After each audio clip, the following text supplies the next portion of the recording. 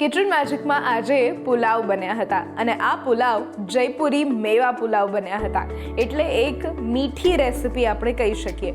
હવે પુલાવની જો વાત કરીએ તો એ ખાસ પરશિયાથી આવેલી આ રેસિપી છે.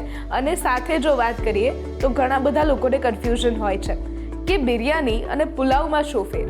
બિરયાની જનરલી નોનવેજ તરીકેથી બનતી હોય છે, એક અલગ રીત હોય છે એની બનવાની, અને સાથે પુલાવમાં આપણે વેજીટેબલ ઉપયોગમાં લઈએ છીએ.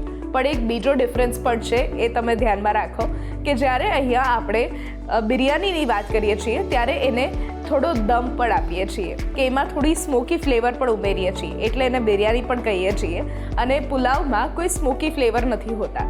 અને ખાસ જો વાત કરીએ તો પરશિયામાં આને પિલાફ નામથી પણ ઓળખવામાં આવે છે.